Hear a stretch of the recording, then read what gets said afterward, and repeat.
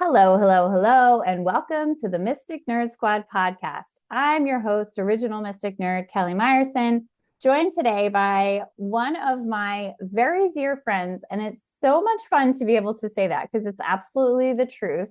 Morgan Ekovich is back today. She was here just a couple months ago talking about fitness and some really cool stuff about her history and the dairy industry and the work that she's doing. Today I have her back. And if you don't remember Morgan from an earlier episode, she is an online personal trainer, nutrition, and accountability coach. Today she came back to talk to us a little bit about finding balance. And I'm thrilled to have this topic because I think for women, for individuals that are entrepreneurs, finding that balance to be able to include a sense of getting all the things done, working, taking care of ourselves, being healthy, fitness, nutrition, it can feel like one of those areas can take over and it can be really challenging to find balance. So, Morgan, welcome. Thank you for being here again. Thank you for having me. I'm so excited to be back so quickly, too. Yes, I think we can have a regular installment of this because one of my big passions is really having that harmony in your life between your work, your family, and yourself. And I know that I've learned that prioritizing myself and my self care, health, well being is the perfect first step for me so that I am so much more available for all the other people and things that I'm responsible for. So, you talk about creating balance with health. What does balance actually look like in your day to day life? Yeah, so that's a great question because I think my balance from day to day actually changes. Hmm. Like some days it is I go out for a 10-minute walk and I film social media content and I'm in front of my computer. Other days I get up, I go to networking for do a few networking events, and then I go and I do a really good workout. And so like the balance between health and fitness when I find at least workout wise is different every day. And one of the things I was reading Girls Stop Apologizing by Rachel Hollis. I don't know if you've read that. But I'm not very far through, but I'm to the point where she was like, work-life balance is BS. And she's like, if this is the one time I swear in this book, I hope my editor lets me keep it. And I think it's very true because we think of balance being this perfect 50-50. Just like roles in the household with our partners. Like we think of it, it needs to be 50-50. But some days we're doing 90 and they're doing 10. Some days it is 50-50. And really, when I think about my balance, it ebbs and flows throughout the week, depending on the day, depending on the stress levels. What events am I holding? Do I have podcasts to record? Is it a lighter week? So that balance ebbs and flows. And as long as I'm getting a little bit of something in all the areas that fulfill me, I would classify myself as balanced. So I'm doing at least a little bit of movement. I'm fueling my body with just a little bit of things that nourish me.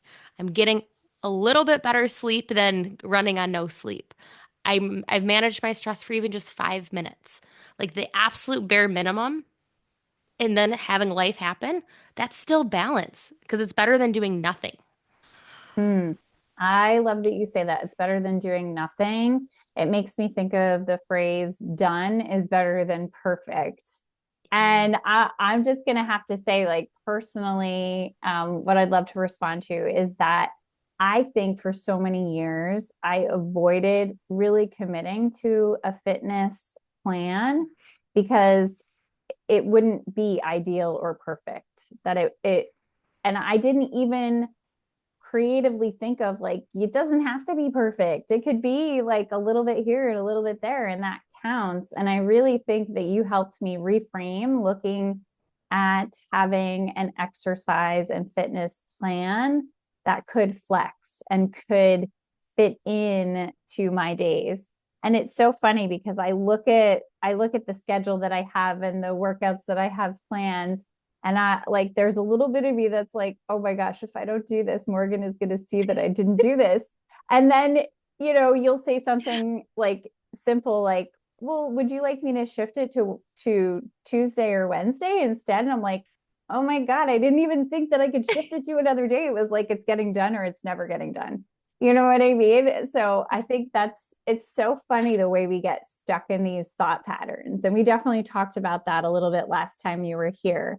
So, what are some boring basics you swear by that most people overlook when they're trying to get healthy? What are those pieces they miss that are actually critical that work really well? Yeah, so there's 5 pillars that I talk about and we go by. Number one is hydration. We underrate how important staying hydrated is. And a lot of us, I think that is definitely something that is on the uprise. People are drinking more water than they ever were. But at the same time, I run into people and I always ask the question of how much water are you drinking? I don't know. Okay, well, let's track it. Let's figure out how much. And they're like, well, I'm drinking like one of my Stanleys. I'm like, great. So if it's one of those massive ones, that's about 40 ounces. Okay, great. That's a good place to start. And then we have a good starting place. But then I also ask the question of what else are you drinking throughout the day? And they're like, well, I'm drinking this and I'm drinking this. Or some people are like, I just don't drink anything. And I'm like, how do you go all day with only a little bit of like any liquid? So when it is somebody who is drinking things other than water, I try to encourage them to really focus on water. And if you're a coffee drinker all day long, even if it's decaf, anytime you have a cup, the equal amount of water. So try to balance it out because there's really no I never want you to feel shameful or guilt for not drinking enough water, but I do want you to start to realize how good you feel when we are hydrated. So, the number one basic you can do if you don't do anything else, drinking water takes no more time in your day. Probably the thing that takes the most effort is getting a water bottle and filling it. So, it's probably what takes the most effort. So, starting with just staying hydrated, making sure you're drinking enough water. Females, we should be getting 60 to 90 ounces. Males, anywhere from 90 to 120. I know my body performs better from the 90 to 120, but I also know that about 90, I'll switch to making sure I put an electrolyte in my water so that I'm staying hydrated and I'm not just flushing it out, which is also the key portion of I'm drinking gallons of water a day. Well, we're not really hydrating. You're drinking water, but there's that hydration portion. So that is the first and foremost one. If you don't do anything or from this podcast, like start drinking water. So first boring basic, and that's the first pillar. The second pillar is movement. And instead of calling it exercise or a workout, call it intentional movement and really just be aware of I'm going to do 10 minutes of intentional movement every single day. And it can look like pacing around the house. It can look like walking on your walking pad. It can mean kicking the soccer ball around with your kid. It can mean doing a few push ups and squats. It can mean actually doing a 10-minute AMRAP. It can mean doing yoga or mobility, but specifically setting aside 10 minutes to intentionally move your body, no matter the effort level, right there, getting good at doing that. And not like, oh, well, I always park far away when I go to the grocery store and it takes me a long time or when I go to work. Good, but think of something else that's not in your routine already. And that's when it's all about the intentionality. We want to choose something that's not already part of our routine. So those are the first two. Like those are my two favorite go-tos because they're little and they don't take up much of our time. I love that. And I think the part that you said about choosing something that you don't normally do in your current routine, because you're really trying to ramp up and get a little more cardio, a little more, strength training. Um, I love just the reframe of wanting longevity to be able Mm. to get into 50s, 60s, 70s, and beyond, and still have strength, mobility, flexibility, safety, and balance. So we're less likely to fall when we get older. those are the things that I think are so much more important to me now. And maybe I'm just a little more aware as I'm getting older that it's no longer about the exercise because I'm going to look better in a bikini. That's not even like on my radar. I'm like, I need to be stronger so that when I'm running up and down 2 flights of stairs with a basket of laundry, like I'm either not winded or I'm like, this is too heavy for me to carry. Like just being able to function is so much Mhm. more important for me now. And it is true that if you don't use it, you lose it. So we've probably seen a lot of older adults that at some point are no longer able to live on their own because they've stopped being active. So the more active you can continue to be, and the sooner you can start to create these habits and routines and add them into your everyday life, when retirement comes, and that's a big change and shift for a lot of people. It's like clean slate. I went from doing the same thing over and over. You've already built in, like, no matter I'm retired, but I'm still doing my 10 minutes of movement every day. I'm still built in my water. And muscle loss does not start at 80. It starts way before that. Aches and pains, all of that starts now. And I turned 30 this fall, and it's crazy how much just when you turn 30 as a female, your muscle mass declines. Like you lose it is so sad to see. You have to work so hard to maintain and gain. And a lot of times we wait till we have an issue. So getting ahead of it and knowing that, like you said, I want to be able to run up and down the stairs and not be winded or be able to carry that laundry basket. Those are, or put the dishes up on the top shelf. If we stop reaching above us, you're not going to be able to grab that dish in the kitchen that you only use once a year. Absolutely. Okay, so we've got hydration, we've got movement. So what's number three? Number three is going to be our sleep, which is your area of expertise. And I tell people, and we've talked on you've talked on my podcast about sleep, and it can look a variety of ways. But really, how I tell people when we're looking at the basics is, are you getting sleep? Are you prioritizing a bedtime? And are you prioritizing getting yourself to bed? Like that is that next thing because you can do all the movement in the world. You can drink all the water in the world. You can do all the things. But if your body is not actually getting that time to rest and recover and repair your muscles, you're not doing yourself any good physically and also mentally. Like, I remember the first episode you were on of mine. I believe you said daylight savings time creates the most amount of like accidents due to just, and that's only an hour of sleep missed.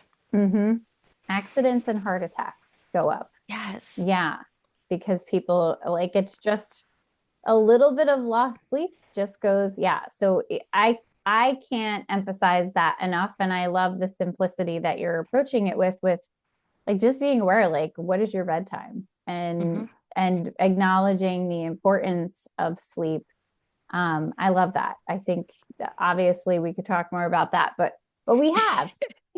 So we'll be sure to link in the show notes if you want to go here. Morgan had some fantastic questions during those episodes. So once they release, we'll make sure that you get those links so you can check it out. All right. So what's number four then? Number four is going to be our nutrition. Mm, And nutrition looks different for everybody. Um, Nutrition, just like exercise, is completely customized to you. A lot of diets and things that are out there have only been researched on men. And that's why us as women become very frustrated. mm. Of, well, my husband stopped eating sugar and he lost 12 pounds in like a day. And you're like, I stopped eating sugar. I'm ornery and I'm yelling at my kids and all of this. You're like, yeah, because we are different. So when it comes to our nutrition and getting back to the basics, really the first thing I tell people to do is if you've never created a food log, create a very basic food log. Write it down in a notebook, pull out the notes on your phone. You can use a fancy app, but just start to know, are you eating breakfast? No, you are running on caffeine. We need to be aiming for 20 to 30 grams of protein at breakfast. Like if we think about it, we live in a world where we tend to load our calories at the end of the day, right before bed. Our body doesn't need that big dinner. Really, we should be switching that. But I also know mornings are chaotic, they are hectic, they're busy, they're frustrating sometimes. You are lucky if you have two shoes on when you're running out the door with multiple kids. Like, so breakfast is not that time when we have time to sit down. Dinner is calmer. So I know why it happens. But creating a log, notice how frequently you are you eating? What are you eating? And then from there, really start to notice, are you skipping meals? If so, make sure you're no longer skipping meals. From there, we then dial in of, are you having any vegetables? No? Okay, let's start with one vegetable a day. Like slowly building up, but really just starting to notice, what are you doing with your nutrition? A lot of us, we are so unaware, and creating the very basics of, I am eating. Good job. Like I am eating. A lot of us forget to eat because we're so busy. Mm, I love this so much and it totally resonates. And I was having this crazy idea about how you said, people we have time at the end of the day. We sit down, we're accustomed to having larger meals. But then when it comes to the morning time, the preparation time, getting out the door, school, work, and all that, we don't really have the time. I'm thinking, why don't we spend the time we have in the evening making a hearty, delicious, protein rich breakfast that can also Mhm. function as dinner, but like maybe we're having whatever we're having with like a nice side salad and some green beans. And then that gives us our nutritious, protein rich breakfast that's going to fuel us for the day and still honors that time that we have in the evening. I don't know, just a crazy idea. Maybe it'll work for somebody out there. It might be what I try in my house. I will tell you that one of my ways that I function is I try to think of dinner preparation as preparing me for lunch the next day. So Mhm. like whatever I'm making for dinner, I'm like either I'm preparing something at the same time that's going to be my lunch the next day, or I'm making extra so that I can pack myself a lunch for the next day. Because that's one of my things that I do for myself. Make sure I have something to bring for lunch. And for those moments where it's really hard to have the time to prep to get everything together, I know that there are some go-to quick to eat snacks that are on the healthier side, not the healthiest, but healthier, better than not eating, as you said, and will provide me a lot of protein. And that tends to make the difference for me. And I will flex into those when life is busy, but flex more into the preparing food ahead of time when I can. Absolutely. I think that's a great idea. And one of the hacks that I will use in the morning is I have a thing of protein powder and so I learned this the hard way. Protein powder and really hot coffee coming out of your coffee maker do not mix. They don't. There's a weird texture, chunky thing that happens. So I always make a full pot of coffee. We rarely drink a full pot of coffee. So I always have, and this may disgust some people, but I keep coffee in the coffee maker overnight. Next morning, I put my cup underneath. I take the cup of coffee from the day before. I pop it in the microwave for about a minute 10, so it warms it to like hot chocolate water temperature. I put in my scoop of chocolate protein powder and I have hot chocolate is what it tastes like in the morning. I get the caffeine from my coffee. Some people are like, "You drink day old Yes. Coffee is coffee in my opinion. Like it it all is the same. That and I add that and that right there is a really quick and easy. Like I had a doctor's appointment this morning and I knew I wanted to sleep right up until I didn't want to rush out the door, but I was like, I got coffee, warmed that up, mixed it, put on my clothes, walked out the door, and I felt good. And then I came home and then I made myself a real breakfast. So having some of those cheats or having frozen mini quiches or burritos, batch cooking and meal prepping things that you can just pull out of the freezer. Those Jimmy Dean breakfast sandwich, not the healthiest option, but they're better than nothing. Have some of those things on hand for when you are running out the door and thinking through that different stages and different months and different days and weeks of your life are going to ebb and flow, just like we talked about. Some days you're going to be like, 100% gold star. Other days you're like, 10%. It's all I could give. Gold star. Like it's going to look different. So just being aware of what makes your body feel good and getting really, really good at learning what makes your body feel good and getting bored with it of like, yeah, I know protein coffee makes my body feel good and I'm bored of drinking it, but I know how good it makes me feel. I think that's such a great and valid point. That sometimes we take for granted and stop doing the things that were working really well because we're like, I'm doing this every day. It's I want to do boring. something different. But yeah, I agree with you too. I take my collagen in my coffee, and it does provide, I think it's like 12 grams of protein, but it definitely contributes to the amount of protein that I'm having during breakfast. And I think for so many years, I'm not sure how I was figuring out what to eat. I think I ate very carb heavy for a long time Mm, and it was very unsatisfying.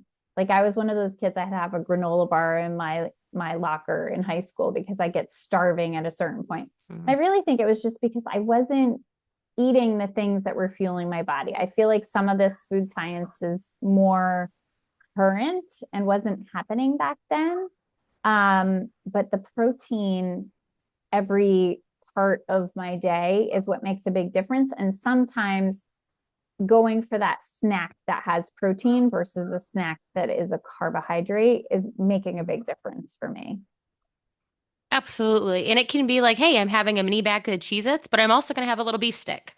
Like, it doesn't mean that, like, you can't have like, I love a little bag of Cheez-Its.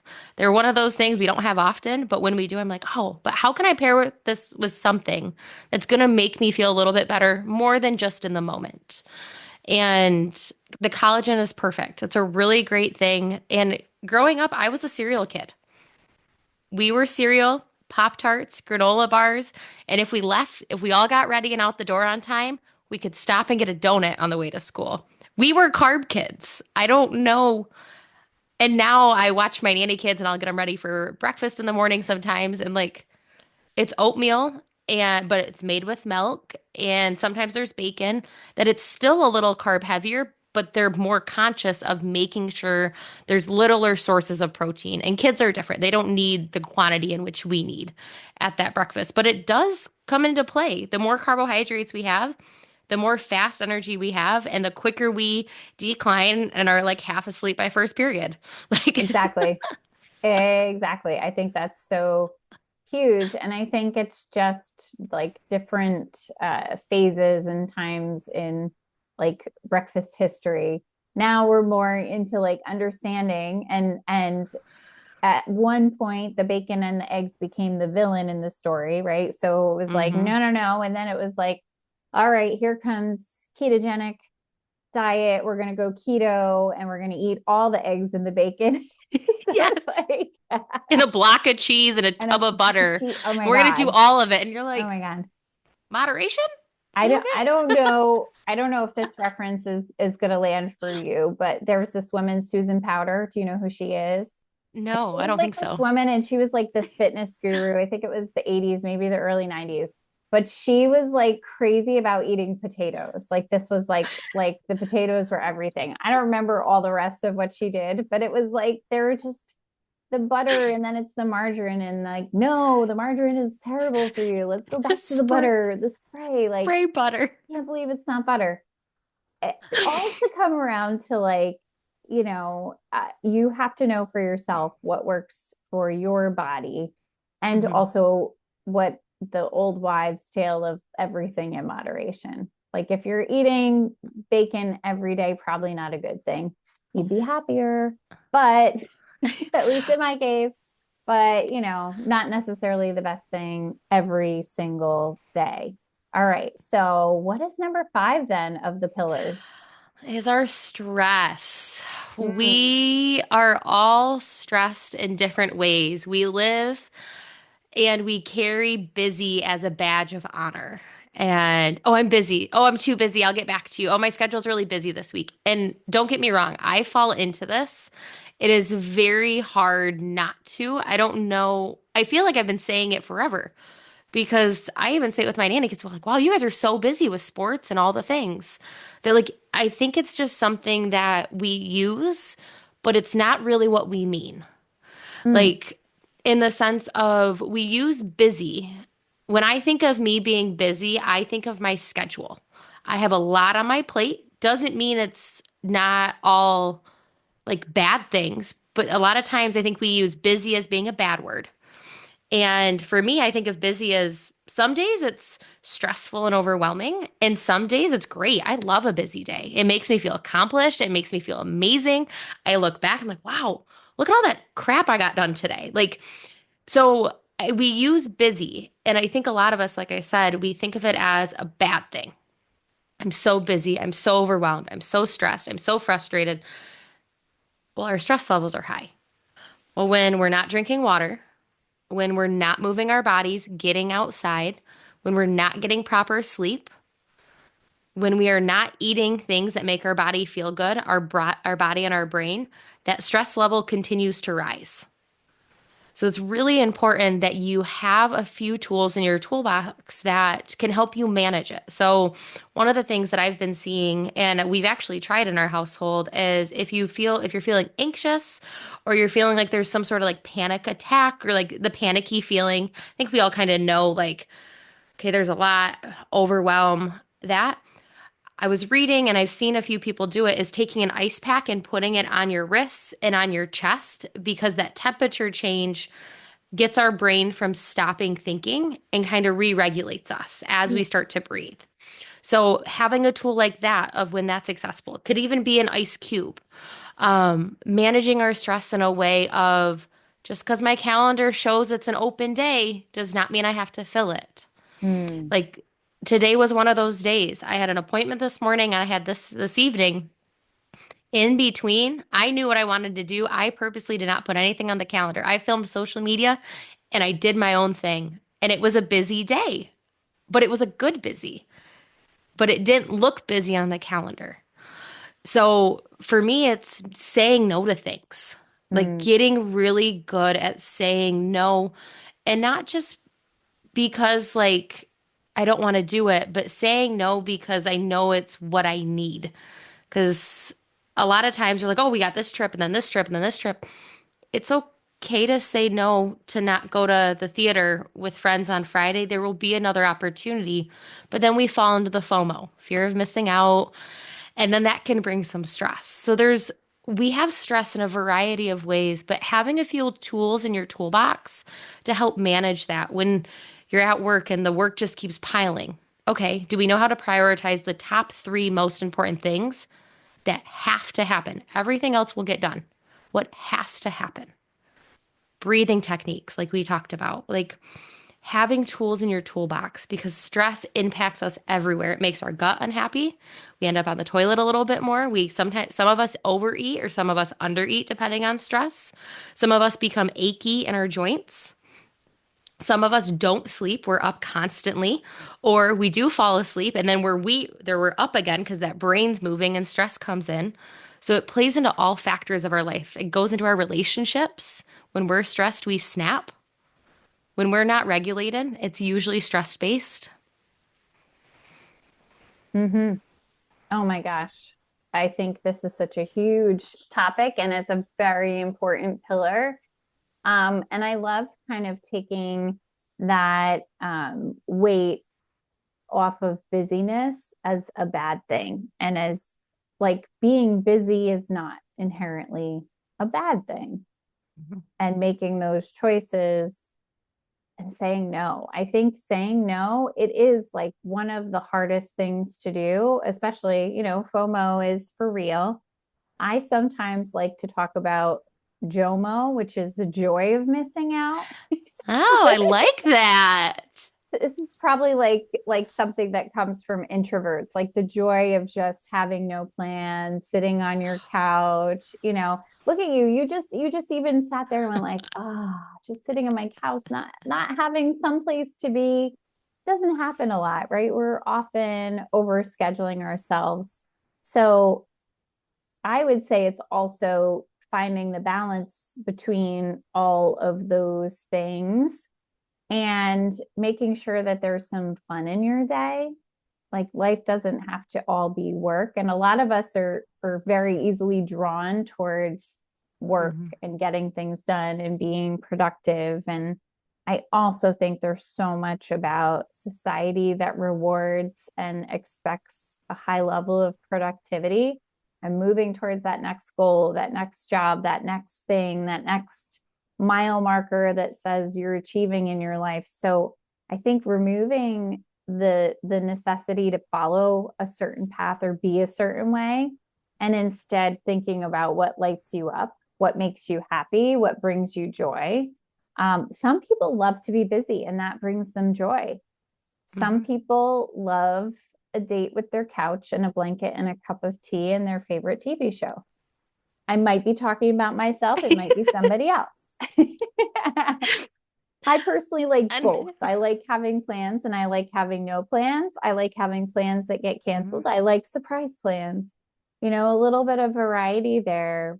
But I love that you're talking about us finding some things that work as strategies when we feel that our stress level is rising and being able to meet that stress with having those first four pieces of our pillars be addressed. And I also think beyond fun, the other thing I would add is adding rest into your life. I think a lot of Mhm. people undervalue rest. And it's different. It's not sleep. It's Mhm. not sitting and scrolling on our phone. It's things that really put our mind at a sense of ease and our body at a sense of ease. And scrolling on our phones is not putting our body in a state of ease, you know? And I'm not vilifying it because I do love a little scroll on Instagram and finding all the cute memes to send to people. That is part of my love language. Same. I will send people the perfect little meme or reel that just like speaks to whatever it is, but they make me laugh, they make me smile.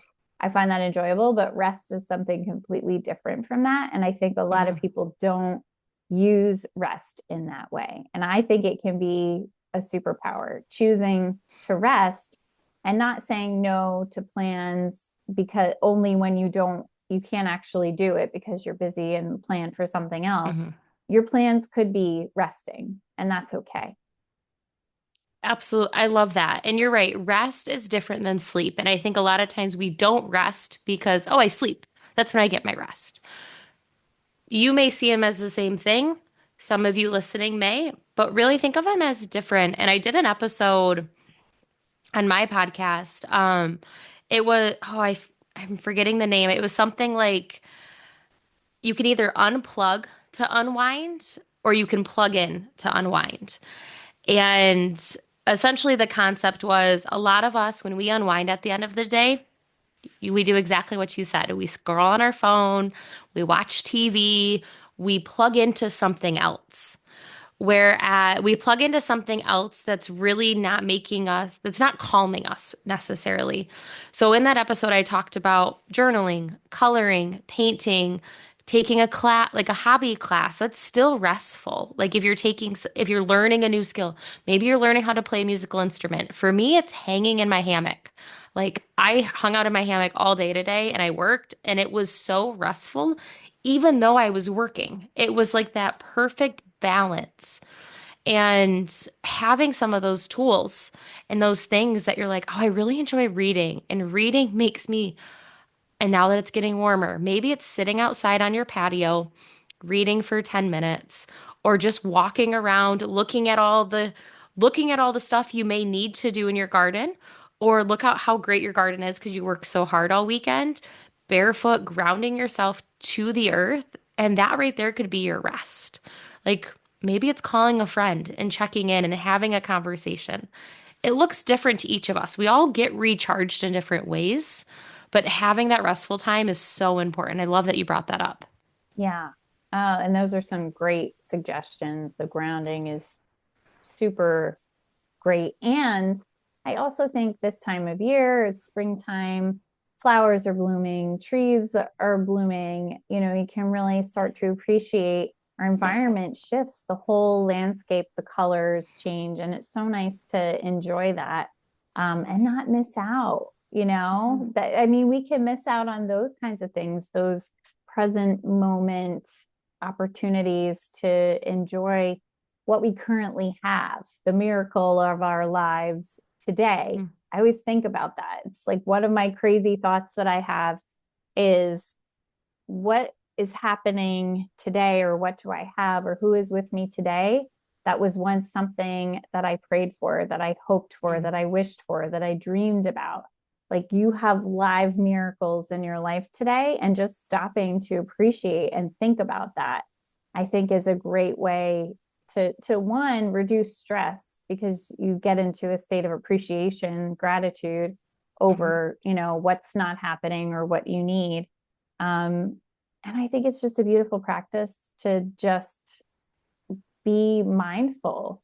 And, there are things, having a home, having a family, like you said, the garden that you dreamed of cultivating that is now like overwhelmingly growing, and you have all this fresh produce in your backyard, anything like that, like those little moments, being able, like you said, to choose, I'm going to work from my hammock today, having a Mhm. hammock, like that's such a blessing, and it's such an exciting thing to be able to do, and it feels so rich to be able to do that, like that experience of true wealth, having that freedom of where you do your work, the time that you spend. I don't know. Mhm. I'm just riffing off Uh, of all of these things, hoping that these will touch upon people and they'll think, wow, that is something that I haven't done. I haven't really stopped to appreciate all the things I have. And being in that state of appreciation really takes you out of that stress mindset too. I love that you said the gratitude because you're right. An easy practice you can start doing is at the end of your day, saying out loud to your spouse, writing it down in your phone or writing it down in a notebook. Ideally, in one specific spot, if you are writing or typing it, don't have a bunch of stickies all over the place. But write three things that you're grateful for. Just like you said, maybe it's, well, look at this. I'm very grateful for this house that we've moved into our dream house. Or I was grateful I had a vegetable in the house so that I could fuel my body in the way possible. Or I remembered my water bottle for a 12-hour road trip that I had today. Like it can be very little things, or it can be these big, magnificent things. But in reality, days are not what social media looks like. They are boring. They are unloading the dishwasher and reloading the dishwasher 12 times. They are doing 14 loads of laundry. They are wearing mismatched socks. It is having a house that is not put together and finding those little joys in that of, wow, look at all the stuff that I get to take care of, that I Mm, get to organize. Like those are little ways of gratitude to just remember, like, if it's never going to look perfect. We're never going to have a full 100%. It's always going to ebb and flow. So being grateful for, wow, look at what I have and how well I did today with what I had to work with. I love that too. And I love that you celebrated a vegetable. Have a little gratitude for that cucumber. Yes. I'm going to celebrate my little bag of, baby carrots that I ate at lunchtime today. I think it seems silly, and it can be a little silly and fun, and it should be, but I think what what you appreciate grows. So Hmm. when you teach yourself to appreciate those ways that you're taking care of yourself, whether it's unloading and loading the dishwasher, carrying your water bottle with you, or having a salad at dinner, it's like when you feel appreciated, it grows. You're like, well, I want more of that. I want more of that feeling. And I think a lot of times that contentment that comes from that is what we're all searching for and not finding in other ways. It's like a better form of dopamine than scrolling. Yeah. Yeah, it is. And I think of it as my plants. I'm terrible at taking care of my plants, but when I take care of them, they just thrive and they start to grow leaves. And a lot of times We take care of ourselves like those plants that are in the corner at our house that we forgot we had. We forget about us. Hmm. So water yourself every day. Make sure you're getting some sunshine. We are more like plants than you like to think we are. We need a lot of the same things. Oh my gosh, I love that. And it makes me think of a conversation I had with Kimmy Ouellette, who was on a couple episodes past, and she wrote a book about water. And she talked Oh. about how plants thrive when you speak to them nice. She plays music for her plants, and it can really like bring them back to life. And then I was thinking to myself, well, what about people? I mean, think about the ways that we speak to ourselves sometimes. And if we can shift the way that we talk to ourselves and how much love we give ourselves, I think that makes a big difference too. Feeling loved and appreciated. And if nobody else is loving and appreciating you, you can love and appreciate yourself. Uh, Hmm. and I think for those of us in our adult lives going through that journey of being able to love and appreciate ourselves more as we are, and to be able to do these things that sometimes feel like they're going to be so hard to actually accomplish, and doing them, accomplishing them, holding ourselves accountable, keeping up with even the boring things, is really a way of loving and taking care of ourselves. And it's better for not only our physical health, but our mental health too. Absolutely, you're right. What we say to ourselves, and I heard this a while back and I still think about it, is what I'm saying to myself something I'd say to my best friend, my mom, my kids, my nanny kids? Is it something that we would say to somebody else? And if not, we really shouldn't be saying it to ourselves at either, because we matter just as much as they do, if not more. So why are we saying those things to us? So it's really important of if you're building somebody up, build yourself up. Like, yeah, I just crushed that project. Awesome. I'm going to go take a break. Like, I'm going to reward myself for something that I did and be proud of it instead of, great, that one's done. Let's move to the next, which there's a time and place. I know there's a time and a place, but really acknowledging yourself at how well you are doing. And everybody listening is on a different scale of what well looks like. And you may be thinking, well, my life doesn't look like that person's, but that doesn't matter. It's how do you feel like you are doing? You are doing amazing for where you are. And look back at how far you've come. Mm, And now look now. Look, there's change that has happened. Be proud of yeah. it. Yes. I love it. I know we talked a little bit earlier and you talked about that first pillar, hydration, a great place to start. But I'm thinking somebody listening might be feeling totally overwhelmed. Five pillars, it's a lot. What is the first thing you would have them do today if this is all feeling overwhelming for them? Um, so I'm gonna give a twofold answer here.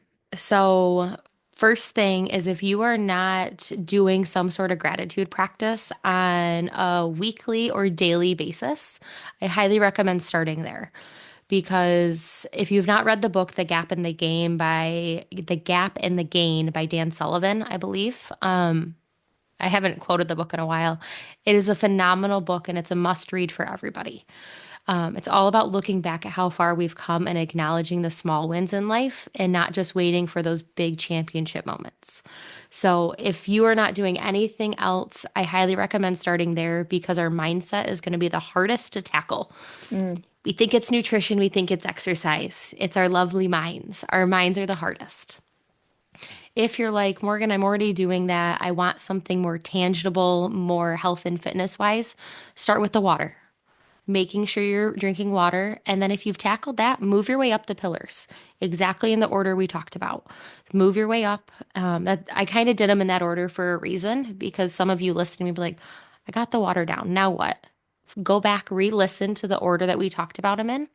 But that gratitude practice on a weekly or bi weekly basis, or weekly or daily basis, set a time when you're going to do it. Highly recommend the end of your day if you're doing it on a daily basis. If you're doing it on a weekly basis, pick like Sunday mornings or Saturday, like pick the same time rather than, oh, I didn't do it this week. Like Make it an experience. Pour yourself a cup of coffee, open the blinds, sit in your pajamas, write the three things you're grateful for the past week, whatever that looks like. And then if you want something more health and fitness related, start with that water. Start tackling that water. Drink it until it's the most boring thing that you are absolutely ever drinking. I promise. I didn't used to like water. I love water. Now I don't drink anything but water and coffee for the most part. Same. I'm right there with you. I think that's great advice because I think it's hard to even start any of those pillars when you're feeling in that low state and you just can't even imagine a life where things would look any different. And, you know, I also wanted to say, Morgan is an incredible accountability coach. And part of what she does is help people move through that mindset piece of like, how am I going to keep doing the boring things day in and day out? So maybe let's just take a couple minutes. Can you talk a little bit about what you do, how you work, and then, of course, if people are interested in finding out more, where they can connect with you? Yeah. So, like Kelly mentioned in the beginning, I'm an online personal trainer, nutrition, and accountability coach. So, I've got a signature program. I call it the 90-day Kickstart, which is essentially a program that is 100% customized to you. So, we do an onboarding call and then we figure out which one of those 5 areas are we starting because we have 5. We all have one that has a lot of resistance, and we all have one that's like, yeah, I'm ready to tackle this. So we never start with the one that has the most resistance. It's like saying, you hate peas, please eat 4 cups of peas today. Like, it's terrible. You're never going to come talk to me again. So we're going to pick that area that's going to be the most beneficial and the one that you're the most excited to start on. We use an accountability app where we track our daily progress so that you can really get clear data on I'm doing the thing and I'm not doing the thing. And we work together. If things aren't working, why is it not working? We troubleshoot, we find the solution. For instance, water is a really easy one. I'm not drinking water. Well, do you have a water bottle? No. Well, great. Let's find you a water bottle that works for you. That may be the one thing that it sounds super simple, but when you have so many other things happening in life, having someone such as myself direct you and help troubleshoot for you instead of you having to do it just moves the ball faster down the hill. And you're like, wow, this feels great. I'm given the answers instead of having to search for them. So we work together in that way. I've got a podcast called Empower Her Wellness. Kelly's been a guest. We'll be 3 times here in the next like month and a half. By the time her episodes air, which will be super fun, and I'll make sure we've got the links for in the show notes. So if you're looking for anything to consume of all things women's health and wellness, we've got a ton of stuff on there for that educational portion. And then probably the easiest way to connect with me is I'll leave my email in the comments, but also on social media, Morgan Ekovich on Instagram, Facebook. Add me as a friend, follow me on Instagram. We post multiple times a week with fun little tips, resources, all the things that really just make it easy. I want it to be simple. I want it to be easy. I want it to be boring but fun. And I don't want it to be overwhelming. Life is overwhelming enough. Like, this is for you. I want you to feel amazing and excited about it and not dreading it every single moment of every single day. Yeah, I love that. And you're an incredible coach. I Thank you. appreciate having you as my coach, and even more so as a friend and a colleague on this mission to just help women lead better, healthier, easier lives where they get to enjoy everything and also have that balance and rest. And I think if there's one thing we can do for ourselves these days, it's to really prioritize our own well-being. So like I said at the top of the show, so we have that availability for the other people, projects, jobs in our lives.